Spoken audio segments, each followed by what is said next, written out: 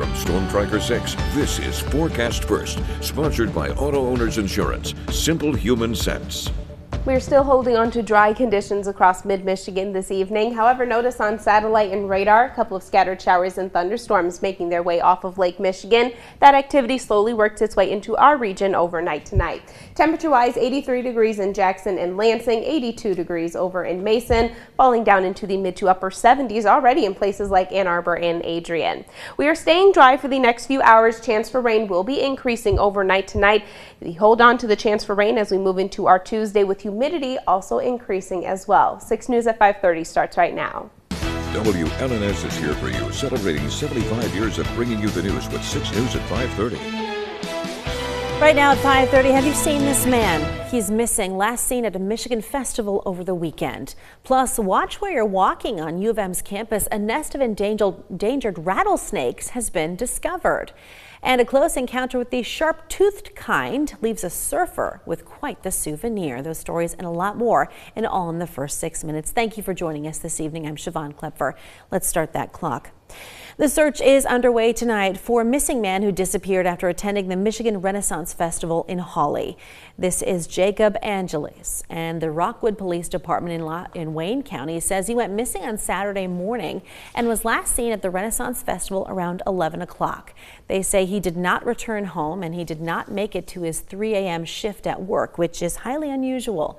Angeles drives a silver 2006 Jeep Commander. If you saw him over the weekend or know where he is now, contact the Rockwood Police Department. A group of Michigan advocates is pushing for schools to start later to help kids do better in school. The movement, Start School Later, wants middle schools to not begin earlier than 8 a.m. and high schools at 8:30 or later. Mother Catherine Nitz started a Rochester Hills chapter of SSL to address what she says is chronic sleep deprivation in teens. But school administrators say there's a lot to consider, including the impact on sports and extracurricular programming, students with jobs, and the district's bus routes. Really need that 5 to 7 a.m. sleep, that REM sleep.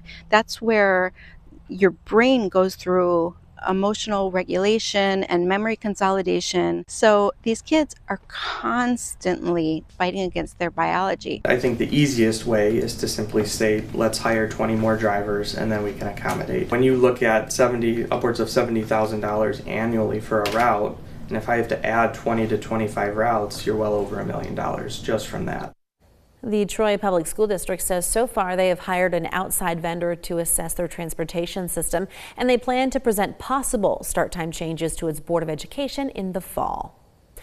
Today was the first day for school for some kids here in Michigan, and Detroit Lions wide receiver Jameson Williams is doing what he can to make it a winning year.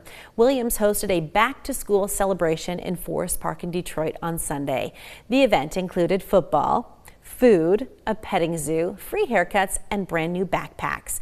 Our Detroit affiliate caught up with him and asked why it's so important for him to support local kids.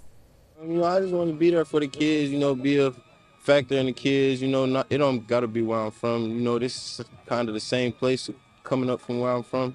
So, there's a lot of similarities, and, I just want to be, a face, like I said, a face for the kids, somebody to always remember, not just for me playing on the field. His mom was also on hand at the celebration, and she says he jumped at the idea of helping prepare kids for the new school year ahead. A nest belonging to an endangered rattlesnake has been found on the grounds of a University of Michigan garden. The Mathi Botanical Gardens and Nichols Arboretum says it discovered a brood of eastern Massasauga rattlesnake late last month.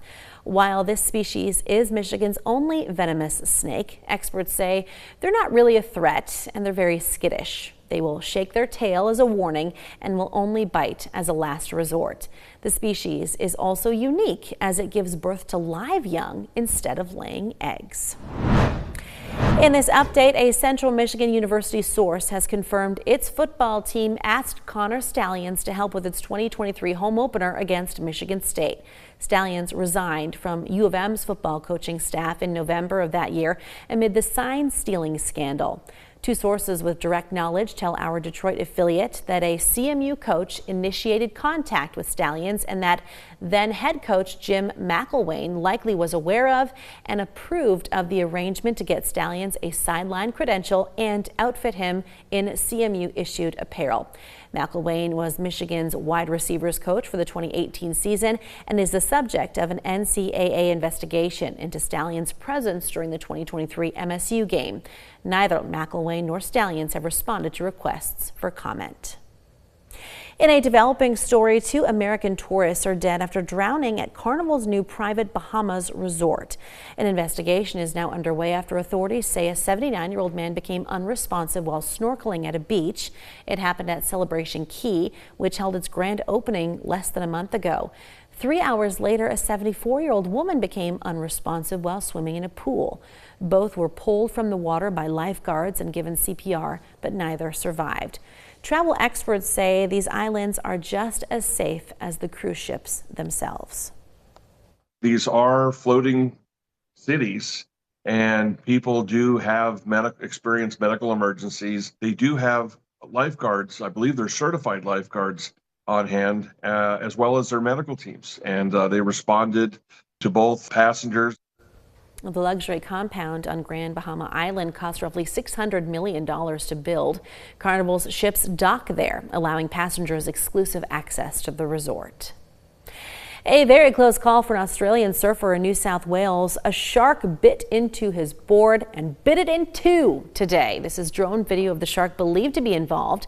The beach was closed temporarily after the encounter, and people were told to avoid this area. Nobody was hurt, but there were photos shared online showing the surfer standing on the beach with his board with a bite-shaped mark. And rounding up the first 6 minutes of news this evening, dozens of passengers were stuck in the dark as a train headed from Chicago to Dearborn. An Amtrak train broke down near Battle Creek. The delay lasted for 4 hours before buses could arrive, according to an Amtrak statement. Passengers say they had to jump out of the train and walk half a mile with their luggage. A teacher from the University of Michigan Dearborn was on the train with more than a dozen of her students and says Amtrak's lack of communication was troubling, but she was taken aback by her students' generosity. Some with medical experience checked on other passengers to make sure no one was experiencing a health emergency, which that's very nice. They did that. Exactly. That's, I think, the real key here. Yeah. Because if I'm left stranded for hours. And with the weather lately and how hot it's been, my goodness. Yeah, especially on that train. The good news is that we do have some cooler temperatures that we get to talk about. In fact, you might find for the 6+6 day, it might feel a little bit more like fall, Siobhan. Ooh, okay. Those